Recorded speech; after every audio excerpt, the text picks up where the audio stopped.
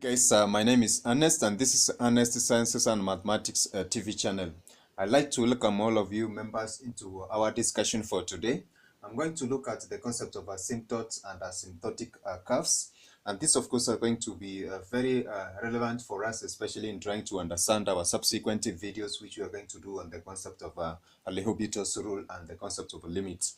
Now, in this case, basically mentioned in some way or another from our previous discussions, and particularly the concept in physical sciences on the aspect of an asymptote.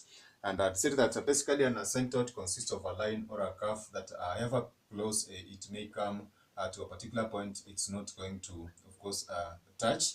And in this case, of course, I just mentioned, so basically this is going to be a curve or a line that however close it may come, it will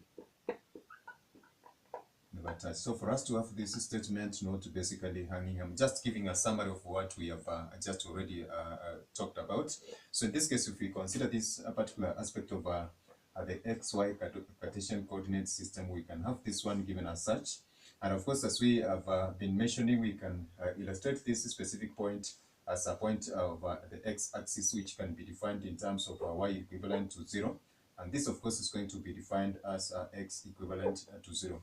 Now, these two specific lines, we can have a particular function which is going to be approaching this particular function from the, of course, the left side on the top, given as such.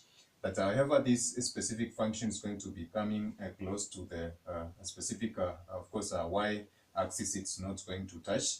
And therefore, we are going also to have a specific function that however close it comes approaching this specific, of course, y-axis, it's not going to touch. And of course, this is going to be giving us an element of what we refer to as a vertical asymptote. Now, in this specific case, we're going to have a range of asymptotes which we are going to come across. And this, of course, are going to be categorized as either a vertical asymptote, just like the example which I've given. We're also going to have what we refer to as horizontal asymptotes, as we have already just given that one as an example of a vertical one. And lastly, we shall look at the concept of skew asymptotes, which are going to be forming an integral part of this specific discussion for various range of asymptotes given as such. Now, in this particular case, we are going to see that for such a kind of an asymptote, which I've given basically, this is going to be the line which is going to be the line of reference for us, that however close it may come to this specific line, then therefore it's not going to be touching on this particular line. And therefore this vertical asymptote is going to be represented by the line of x equivalent to 0. Now these asymptotes are going to be existing in this specific form.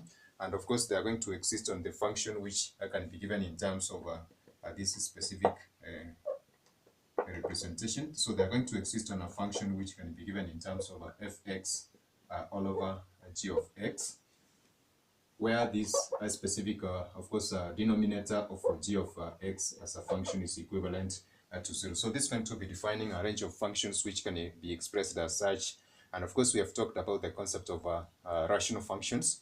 And of course, we're going to see in this specific case, the denominator of this particular function is going to be given as 0. Now, suppose we give an example of this particular vertical asymptote and try to see how we can try to evaluate them. So in a summary form, we can look at this specific category. So this is basically a vertical, correction for that misspelling. So we're going to have a vertical asymptote given in this specific case, like the one which you have given for x is equivalent to 0 for this specific general case. And of course, we are going to see that we can give an example of this specific vertical asymptote using an equation of the form where we are going to have f of x or y equivalent to of course, 1 over x given as such. So this implies that this asymptote for this specific function is going to be given in terms of fx all over g of x, where of course g of x is equivalent to 0. And therefore this implies that x is equivalent to 0. And we can give this specific asymptote for the value of this specific function given as such. And this is going to be a point or points at which these specific functions are not defined, which are going to be giving us these vertical asymptotes. Now, for instance, if we consider another example whereby we are required to find the asymptote of this particular function of y is equals 2x all over the value of x plus 3. So we have said that for a function which is fx all over g of x, we can define its asymptote for a value of gx equivalent to 0. And therefore, we are going to have x plus 3 equivalent to 0, and implying the value of x is equivalent to -3. So this is going to be forming its asymptote given using that specific value. Now, there are some instances whereby we're going to have particularly two specific points. Now, I've mentioned the concept of basically a curve or a line that however close it may come, it's not going to touch. Now, there are specific ways in which we can find asymptotes of some functions which are going to be giving us more than 2 points. If we consider the case of a function which is going to be having our denominator in terms of linear factors, we are going to have x plus 2, and we can consider this one, we just write it as x plus 2, and of course there's another factor which is going to be x minus 1.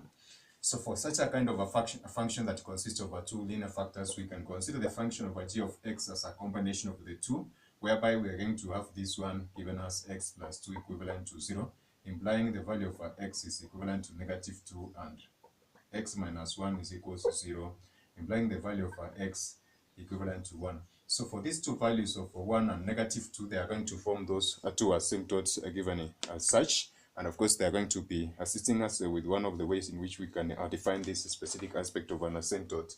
So lastly, for this vertical asymptote, we can have a function which we're going to have in terms of x squared all over 7. But in this case, we're going to see that the g of x of this particular function is not going to be 0, and therefore this function is going to be having an asymptote. Now, in our next discussion, we're going to look at a second type of asymptote, and that is going to be assisting us in trying to define some of the curves eventually, which are going to be leading us to defining some of the rules which I've mentioned in my previous statement on the concept of a L'Hopital rule and its subsequent applications. So kindly check out description boxes for various links of other videos, engage us in the comment section, and also subscribe and ring that notification bell for updates on different topics we do in math and sciences. So that is it for now, guys. Bye, God bless you. Catch us in our next video.